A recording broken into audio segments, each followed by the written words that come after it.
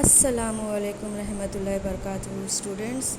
Today we are going to start our second semester, second term's first chapter, that is chapter number 6, Empowerment of Women and Other Weaker Sections. So first we will think about, do you know any women who had participated in the nationalist struggle or they did anything for the betterment of the society?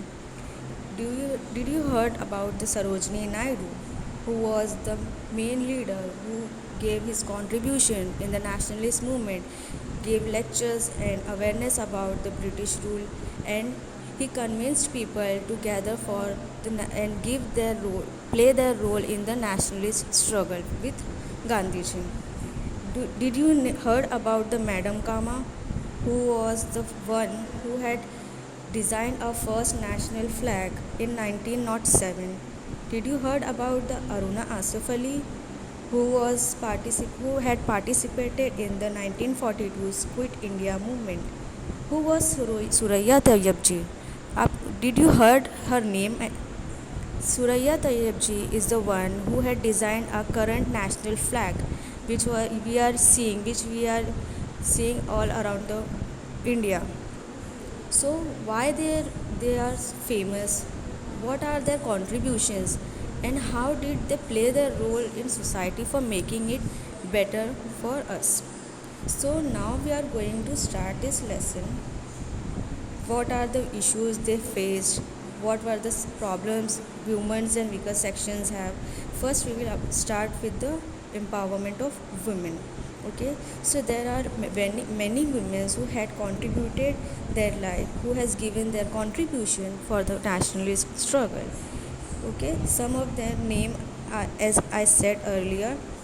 So women have also played important contributions in after the post-independence era.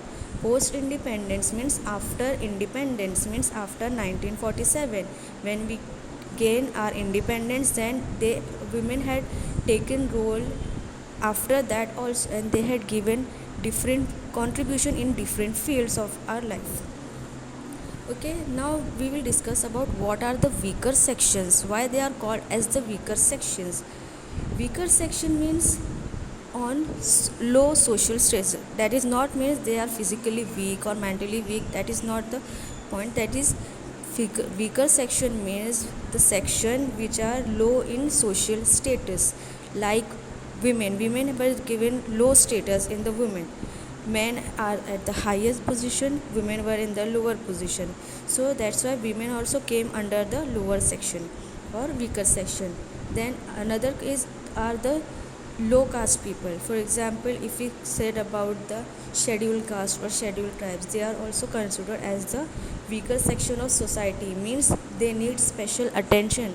Government are using applying different policies for upliftment of this section. So in this chapter we will discuss thoroughly.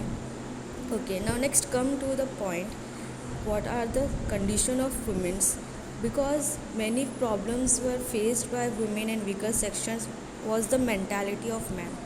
Okay, so they face because of the mentality of man, or called as a patriarchy, because our society is male dominating society. We are living in a male dominating society. So first we will start from the Bhudan movement. What is Bhudan? Bhudan, as you see, Vinoba Bhave, he was a philosopher. He was inspired by the Mahatma Gandhi's philosophy. What is the meaning of Bhudan? Bhu means land, okay, land, and Dan means gift.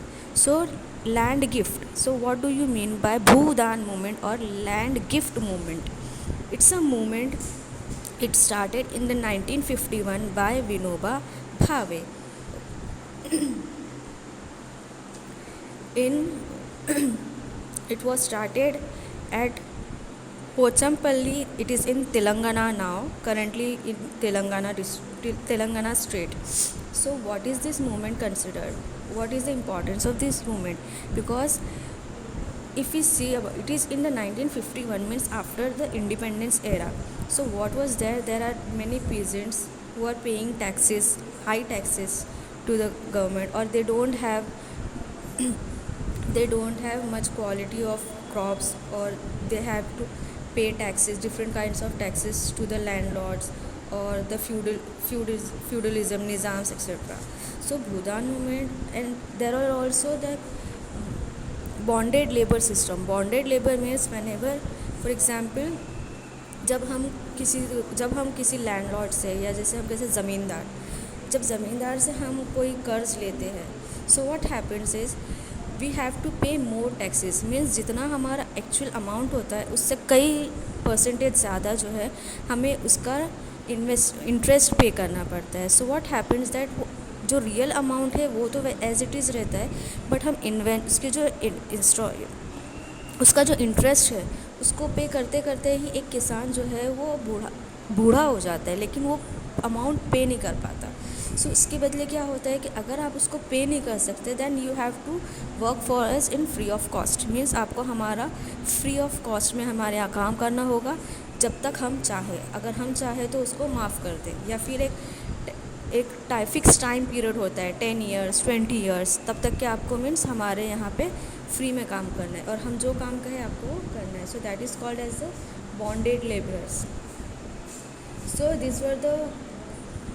this thing was very common during those times, because many types of feudal systems were there. Feudals or nizams are taking higher taxes from peasants and farmers. So the Vinoba Bhave started this Bhudan movement, means free of land. जो peasants है, जो छोटे किसान हैं, उनको land का एक free में लैंड पे जो है वो गिफ्ट किया गया है कि आप इस पे कल्टीवेट करो, आप इस पे फार्मिंग करो, and that land belongs to you. So the total production is you, and you don't need to pay any kind of taxes. So this movement was taken place and considered as one of the famous movement and for the betterment and upliftment of the peasants. The next point is manifestation of women power. Okay, what is the meaning of manifestation? Manifestation means to show our feelings or problems publicly, or to realize the people that what problems we are facing. Means हमारी जो problems है या हमारे जो issues है society के issues को highlight करना या पब्लिकली उसको लाना. So that is called as the manifestation. Okay, so women have face burn of scarcity of supplies and rising prices. Okay, अब यहाँ थोड़ा एक इंटरेस्टिंग पॉइंट है.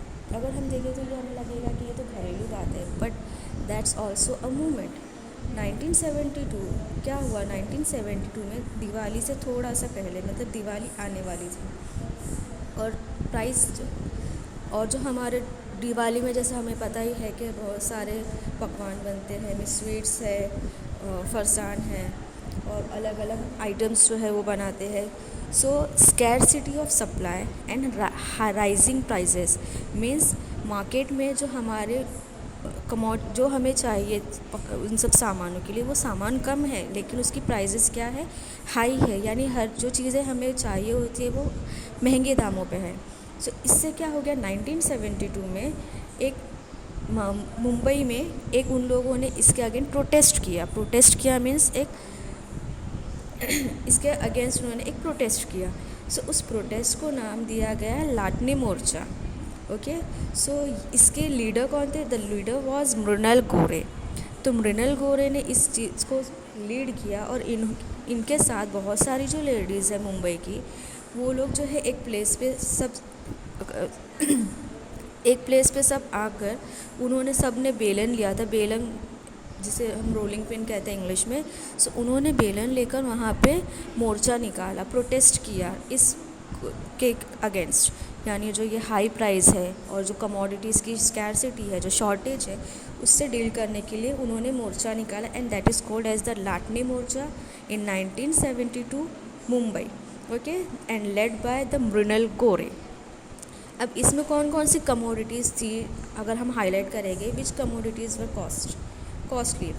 सो basic commodities were there: oil, ghee, rava, maida, and kerosene.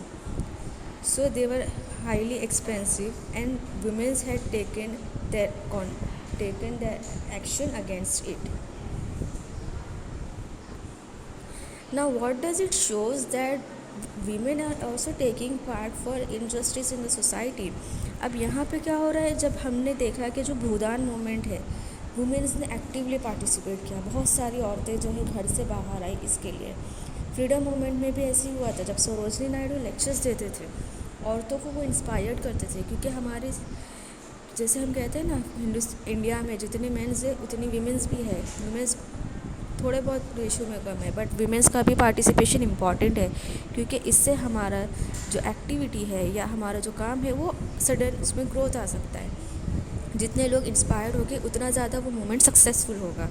So women ने participate किया, मतलब जब यहाँ से जब मूवमेंट चल रहे थे तो सिर्फ इंडिपेंडेंस हमारा गोल नहीं था, इंडिपेंडेंस के बाद भी हमने उस चीज़ को कंटिन्यू रखा। Means whenever there is a problem women had faced it and they protested. So Bhoodan movement is one example, then Latne Morcha is another example. Okay, so women had shows their ability to solve their problem or to take action against the evil practice of society or injustice in the society. The next topic is the Chipko movement. What do you think by Chipko? Chipko, जैसे हम कहते हैं normally चिपको बंदा है, चिपको. So that topic and the name is from the Chipko movement. And when did it happen? It happens in 1973. 1973 में Chipko movement start हुआ. It's in April 1973. The leader was Sundarlal Bahuguna. अब यहाँ पे क्या हो रहा था, चिपको मूवमेंट उत्तराखंड में है, जो हिमालय रेंजेस आते हैं ना, हिमालयन फुट हिल्स, वहाँ से जो फॉरेस्ट है, मतलब जो ट्रीज़ है, उनको बहुत ज़्यादा डिफॉरेस्टेशन वहाँ पे बढ़ रहा था. मतलब ज़्यादा से ज़्यादा पेड़ जो है वो काटे जा रहे थे कमर्शियल यूज़ के लिए, या हम ये कहें कि पेड़ों को काट के उन्हें बेचा जा रहा था. और वहाँ पे कुछ ऐसी पॉलिसीज़ थी कि वहाँ पे बेचने के लिए गवर्नमेंट ने परमिशन दे दी थी. तो Sundarlal Bahuguna was the leader, और उनके साथ थे चंदे प्रसाद भट्ट. तो इन दोनों ने मिलके क्या किया, इसके अगेंस्ट प्रोटेस्ट किया. सो वहाँ पे उन्होंने प्रोटेस्ट में क्या किया, वुमेंस को भी अपने साथ गैदर किया. मीन्स क्योंकि वहाँ पे जो वुमेंस है, अगर हम देखेंगे उत्तराखंड में, तो वहाँ की फार्मिंग में वुमेंस का ज़्यादा रोल है. मतलब हम ये कह सकते हैं कि वहाँ पे वुमेन ज़्यादा इन्वॉल्व है फार्मिंग में as compare to man. So majority womens की है, तो उन्होंने वुमेंस को भी साथ में लेना इम्पॉर्टेंट समझा. And then what they started Chipko movement. Means जो भी ट्रीज़ है, जब हम देखेंगे अगर कोई ट्रीज़ को कट करने आता है, तो वीमेंस क्या करती है, सारी औरतें घेरा बना के एक दूसरे का हाथ पकड़ के उस ट्री को सर्कल कर लेती है, उसको सराउंड कर लेती है, मतलब घेर लेती है. सो उनका ये प्रोटेस्ट चलता रहा, और फिर ऐसे ही होते होते क्या हुआ कि government has made a policy and they cancel their policy for deforestation और cutting down this trees. So this Chipko movement is interesting, as we said that women has actively participated. Women ने circle करते थे पेड़ को और उसको बचाते थे. और यहाँ पे अगर हम women's की बात कर रहे हैं, so the women participation and the strong lady who led this foundation was the Gaura Devi ने क्या किया है, उन्होंने अपना कंट्रीब्यूशन दिया है, उन्होंने वुमेंस को लीड किया है, मतलब उनको इनकरेज किया है इसके लिए.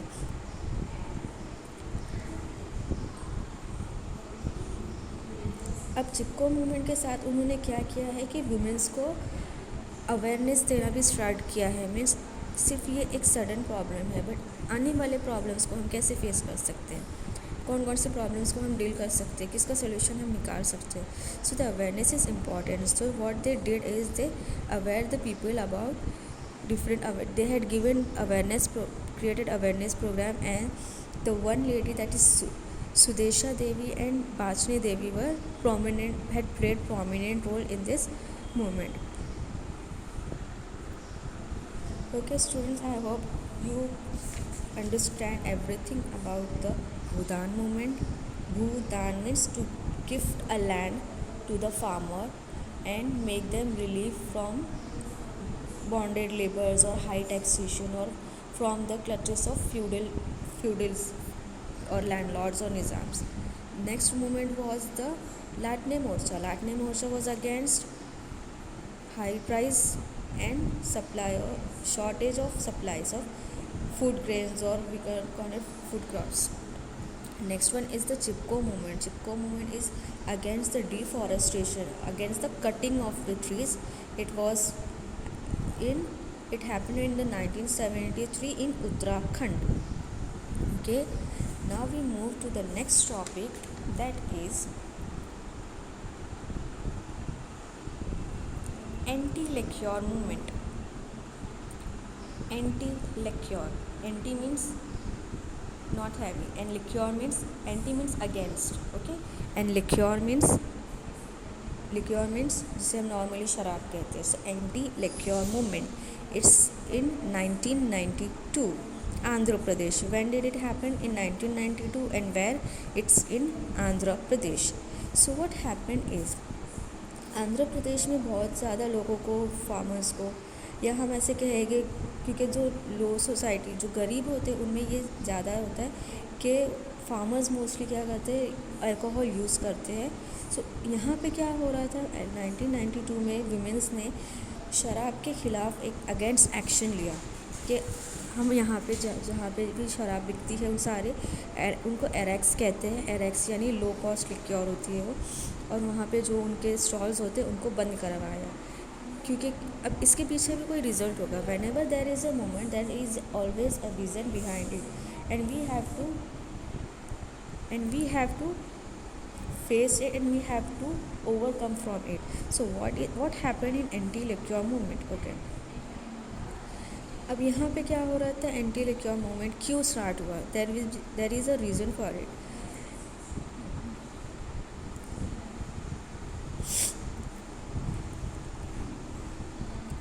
When the head of the household dies or ultimately death due to the addiction of alcohol, the family faces a serious crisis which affects women the most.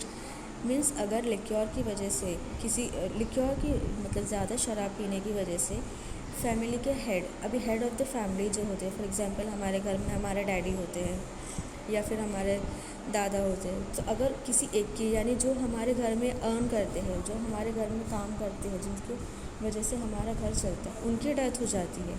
और उनकी डेथ होने से क्या होता है कि हमारा सारा जो हमारा हम कहेंगे लाइफस्टाइल है, पूरी हमारी लाइफ है, वो सफ़र करती है.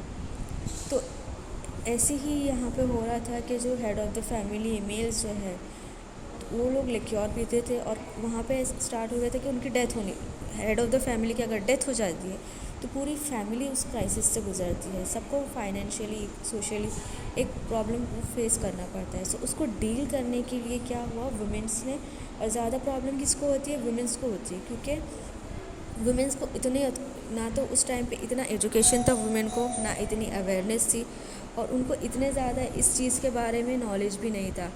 सो ज़्यादा जो लोअर लेवल पे होते हैं, मतलब जो गरीब किसान होते हैं, उनको ये सारी चीज़ों का नॉलेज नहीं होता, और यहाँ होता है तो उनकी पूरी फैमिली डिस्टर्ब हो जाती है. तो वुमेंस ने क्या किया, इसके अगेंस्ट एक प्रोटेस्ट किया. और जहाँ जहाँ पे अभी वहाँ पे क्या हो रहा था, आंध्र प्रदेश में जगह जगह पे वहाँ पे छोटे छोटे शॉप्स थे लिक्योर के, उन्हें लोकल एरेक्स कहा जाता है. तो उन्होंने क्या किया, सब ने गैदर होके वहाँ पे उस प्रॉब्लम को सॉल्व करने के लिए वहाँ पे प्रोटेस्ट किया. मतलब वो दुकानों के आगे मोर्चा दे दिया, धरना दे के बैठ गए, ऐसे करके धीरे धीरे क्या हुआ, ये जब प्रॉब्लम, अब ये 1992 की बात है, यानी कि हम लोग ऑलरेडी हमारा मॉडर्न वर्ल्ड में है ऑलरेडी हम लोग, और 21st सेंचुरी में. तो हमने इस चीज़ को 20th सेंचुरी में हमने ये सारी चीज़ें जब देखी है, तो हमें इसका क्या हो रहा है, यहाँ पे टीवी, रेडियो, ये सारे ब्रॉडकास्ट, इनमें वो हाईलाइट हुए वो इश्यूज़. तो जैसे ही इश्यूज़ का लोगों को पता चलने लगा, क्योंकि ये एक ऐसा प्रॉब्लम है कि जो सोसाइटी के हर एक सेक्शन में पाया जाता है. सो अलग अलग जो स्टेट्स है या अलग अलग जो एरियाज़ है, जब वहाँ पे लोगों को इस बारे में पता चला, तो उन्होंने भी सेम चीज़ को प्रैक्टिस किया कि हमें भी इसको ट्राई करना है, और हमें भी इसके जो चंगुल से लोगों को बचाना है. सो अलग अलग जगह पे ये प्रोटेस्ट होने लगे. अब यहाँ पे क्या होगा, जब प्रोटेस्ट हो रहा है तो सबको सराउंड करने के लिए या सबको एकजुट करने के लिए कोई एक संस्था या कोई एक ऐसी ऑर्गेनाइजेशन होती है जो उनको लीड करती है, जो उनको गाइड करती है, what we have to do the next. तो यहाँ पे एक समिति बनाई गई, दैट इज़ सीता माँ कथा। अब यहाँ पे ये जो सीता माँ कथा है, यहाँ पे अलग अलग प्रोग्राम्स चल रहे थे, लिटरेसी प्रोग्राम्स मीन्स लोगों को अवेयर किया जा रहा था एजुकेशन के बारे में, लोगों को इंस्पायर किया जाता है, स्पेशली वुमेंस को, कि एजुकेशन उनके लिए कितना इम्पोर्टेंट है, उसके क्या क्या बेनिफिट्स हैं, बच्चों को एजुकेशन करवाना कितना इम्पोर्टेंट है।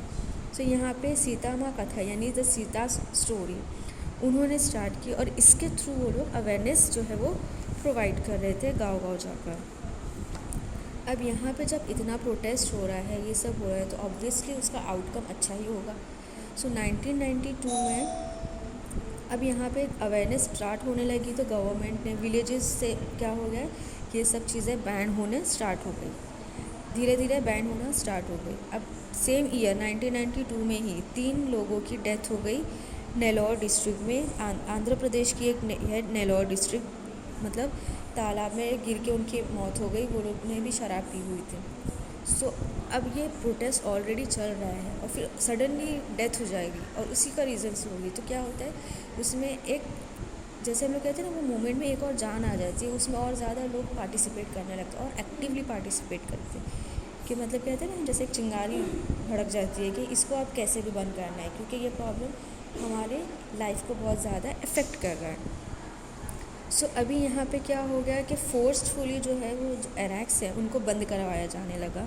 वुमेंस जो है जाके उन लोगों ने फोर्सफुली वहाँ पे बंद करवाने, जितने भी शॉप्स हैं वहाँ जाके उन लोगों ने सारी शॉप्स को बंद करवाया, बहुत ज़्यादा उस पर फोर्स किया बंद करवाने के लिए। ये सारे इवेंट्स लोकल न्यूज़पेपर्स और लोकल न्यूज़ में जब आने लगे, सो दूसरे लोगों ने, जैसे मैंने कहा, दूसरे गाँव में जब इसके बारे में पता चला तो उन लोगों ने भी सेम इस चीज़ को अप्लाई किया।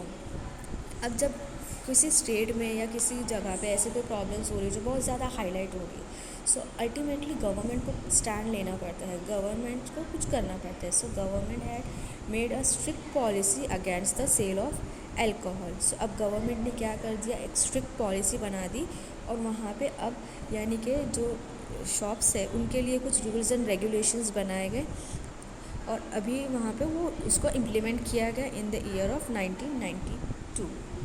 Okay students, next topic we will discuss tomorrow. Jazakallah khair.